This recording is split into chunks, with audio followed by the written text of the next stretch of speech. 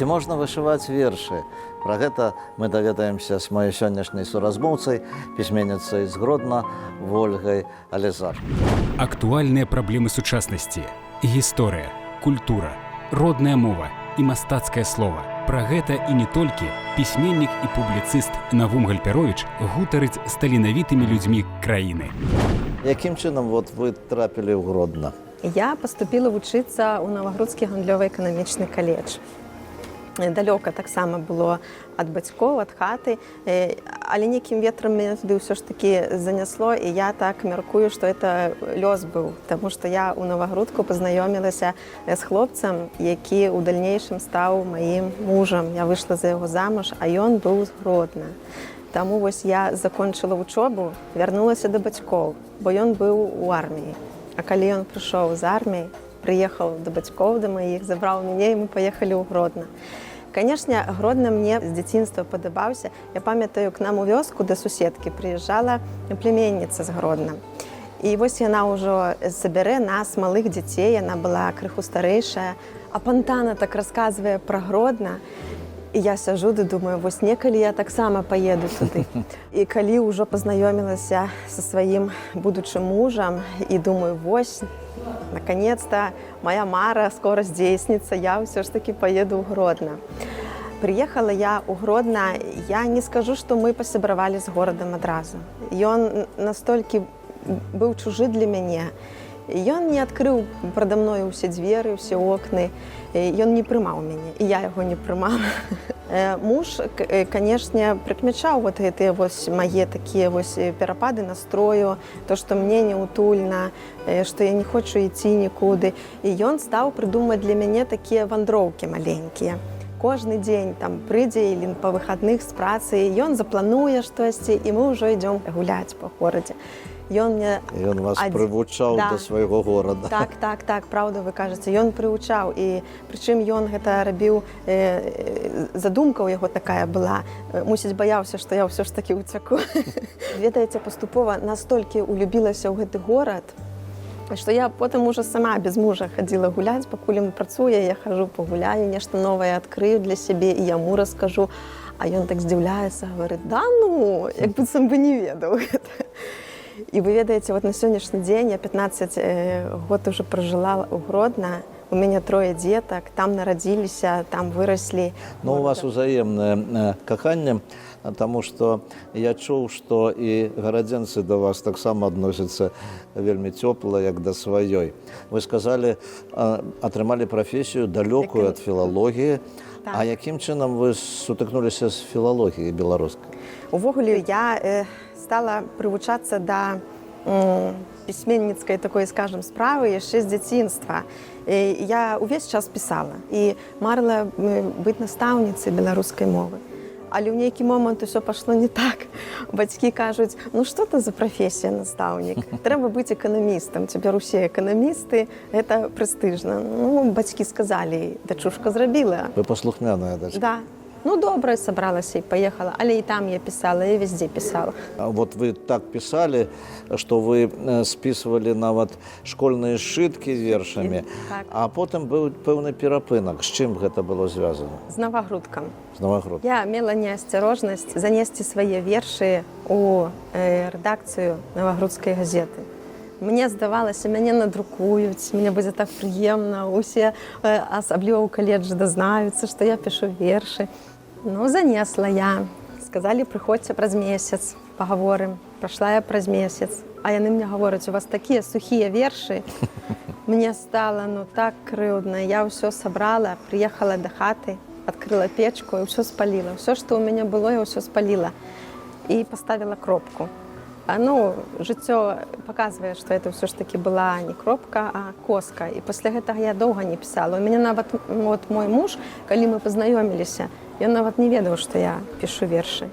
І вось зусім нядаўна дачка неяк спытала ў яго, говорит: тата, а як сябе угараздзіла на пісьменніцы жаніцца? Ён говорить: дочка, ведаеш, я, говорит, нават не ведаў, што мама піша вершы на той момант, калі мы пазнаёміліся. Яна говорит: ні слова мне пра гэта не сказала. А як ён ставіцца да вашых вершаў? Добра. Мне здаецца, вы яму чытаеце? Да. Ну. І ён чытае сам, і ўсе кніжкі, і кожную кропачку перагледзець, і кожнае слова. Але ж пачыналі вы пісаць на рускай мове? На рускай мове, толькі на рускай мове пісала. І мне здавалася, на беларускай мове пісаць нельга. І ўсе такія словы, можа, яны і не рыфмуюцца. Ну, это я так думала. І калі працавала касірам, і прыхадзіла ўвесь час жанчына, і яна размаўляла на роднай мове, на нашай роднай мове. Мне так прыемна было. Першы раз, калі яна прыйшла да мяне: добрый дзень, так от, дзякуй, калі ласка. Мне было так, незразумела. Думаю, трэба ж адказваць ёй па-беларуску. І вось адным днём яна прыйшла і кажа: а квіткі у вас ёсць? У вас ёсць, я зразумела. А што такое квіткі? Не зразумела. Не, говорю, нема. Каб уже, ведаеце, так, уже каб яна быстрэй пайшла, кажу: не, нема. А ў самой гэтае вот слова квіткі точыць і точыць, цэлы дзень точыць і точыць. Прыехала я да хаты, адкрыла я слоўнік, паглядзела, што такое квіткі. І гэтак мне зрабілася сорамна, Навум Яковлевич, каб вы толькі ведалі. Ну, столькі сорамна, што вот, простае ж слово, наше беларускае простае слово. Квіткі, білеты на грамадскі транспарт. А я не адказала ёй, бо... І ўсё. І з того часу я дала сабе абяцанне, што больше ніякіх рускамоўных вершаў. Стала больш чытаць па-беларуску, набыла слоўнікі розныя. Дзякуй Богу, цяпер вот ёсць інтэрнэт, у якім таксама можна адкрыць любы слоўнік і карыстацца. Крыху пазней у Гродна прыязджаў Васіль Шурко. Вось, і ён мне яшчэ даў такую параду: абкладвайся, Вольга, слоўнікамі і пішы па-беларуску. Вось, адно да аднаго, вось гэтыя вось квіткі сталі для мяне пачаткам. Стали квитками в свет белорусской поэзии. Правда. То есть вы выбрали правильные квитки. Правильные квитки выбрала. Ну, я сподіваюся, что правильные. Ваш любимый верш, хотя бы, так сказать, вот что атрымалася з вашей мары, з вашего жадання, з вашего памкнення? Я дачка сінявокай краіны. Это мой самый любимый верш. Ён нарадзіўся з першага радка, а гэты першы радок «Я дачка сінявокай краіны», честно сказаць, неяк выпадкова напісала ў сацыяльных сетках пад сваёй фаміліяй «Я дачка сінявокай краіны». Я тады не задумвалася пра тое, што ў мяне будзе верш з гэтага радка. Я напісала гэты радок, тады ў мяне ўжо вось прыйду на якое-небудзь мерапрыемства, і ўжо гавораць: ось, дачка сінявокай краіны прыйшла. Потым Дмітрий Миколаевич стаў мяне часта называць: о, дачка сінявокай краіны на працу прыйшла. І вось усе, так, знаеце, з розных бакоў гаварылі, а я думаю: а чого ў мяне вершыка няма, я дачка сінявокай краіны. Радок есть, людзі так мяне называюць, а вершыка няма. Села, напісала вершык. І вось назвала так і кнігу сваю «Я дачка сінявокай краіны». Ну, калі ласка, паслухаем. Тым пытанням, якія ў далоні ляглі, мой адказ назаўсёды адзіны. Я жывая артэрыя роднай зямлі, я дачка сінявокай краіны. Я чароўная песня жытнёвых палёў, я дыханне шумлівага лесу, харавое гудзенне пухнатых чмялёў і галінка блакітнага бэзу. Я вясёлая птушка бескрайніх нябёс, я усмешка вясновага сонца, упрыгожаны стужкаю радасці лёс і скарбонка безбачнага донца. Я бацькоўская хата, яе цеплыня, я крынічка матулінай ласкі, непазнаныя горычы дзён дабрыня і старонка дзіцячыя казкі. Я такая, якою стварыў мяне Бог, і ніводная з рысаў не згіне. Мая мэта, стаптаўшы мільёны дарог, быць адданай любімай краіне. Дзякуй вялікі. А вас зусім нядаўна прынялі ў саюз пісьменнікаў. Так.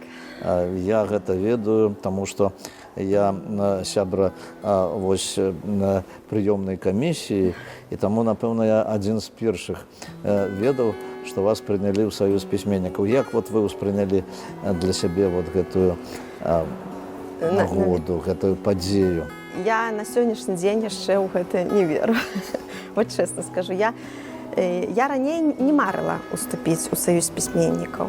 Это прыйшло з часам. Вось калі стала пісаць па-беларуску, стала больш выступаць, ужо пачалі пытацца ў мяне: а чаму ты не уступаеш у саюз пісьменнікаў? А я лічыла, што туды трэба, каб пазвалі. Я не ведала, што трэба збіраць дакументы, рыхтавацца. Адзін спытаў, другі спытаў. Ну, думаю, трэба, можа, паспрабаваць, падаць дакументы, а можа і атрымаецца, а можа не. Я такая неупэўненая заўсёды. Ну што ж, атрымалася, дзякуй Богу, усё добра. Ну, цяпер вы ведаеце, як трэба збіраць дакументы, што гэта вы ведаеце, таму што вы працуеце у абласным аддзяленні Саюза пісьменнікаў. Таму, вот, скажыце, як вы там сябе адчуваеце і як Саюз пісьменнікаў, як абласное аддзяленне, ну, з маладымі працуе? Мы увесь час знаходзімся ў пошуках, таму што моладзь, ведаеце, вось сабралі маладых літаратараў, іх у нас 8. І вось радасць такая, правялі абласны семінар маладых літаратараў. Але ж ведаеце, як гэта ў юнацтве. Каханне, стварэнне сям'і.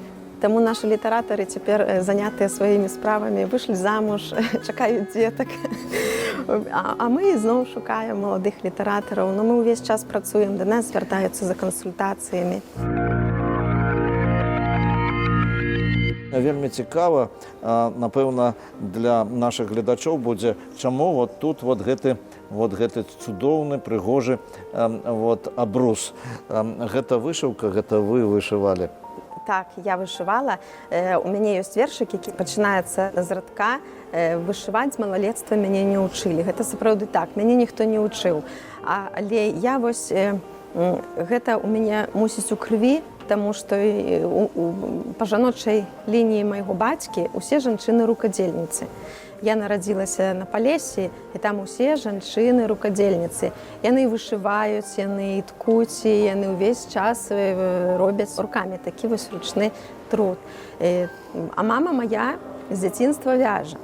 Яна мяне адзінае да чаго прывучала, гэта да вязання. Я вязала, пакуль вучылася ў школе, я вязала.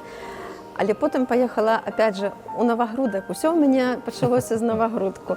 Пашла неяк адным днём у магазин, і ляжаць такія вось наборы прыгожыя для вышывання. І так мне захацелася папробаваць. Але мне, ведаеце, не цікава вышываць усё тое, што вышываюць усе. Я ўвесь час сама малюю схемы, сама прыдумаю, сама вышыю, сама зраблю. Ну, вось мне хочацца такога вось.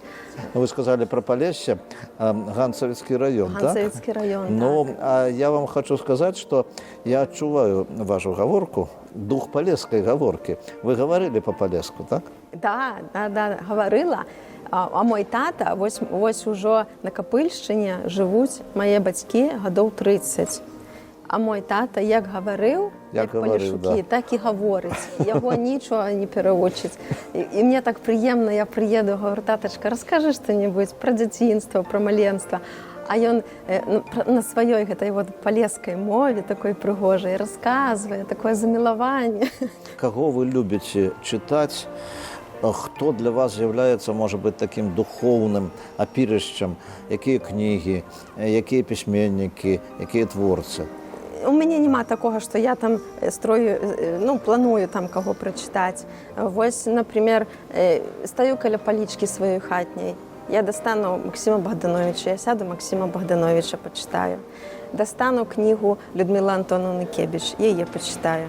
Тетяна Константиновна Цвярко, ну гэта мой просто таварыш, мой настаўнік, мой дараца, вельмі блізкая мне жанчына, мы вельмі пасябравалі, яна дапамагала мне з маімі кнігамі. Вы сказали про ваше каханне, про вашу сустрэчу з будучым мужам у Наваградку, а потым вы сказали про сваіх 3 дзетак.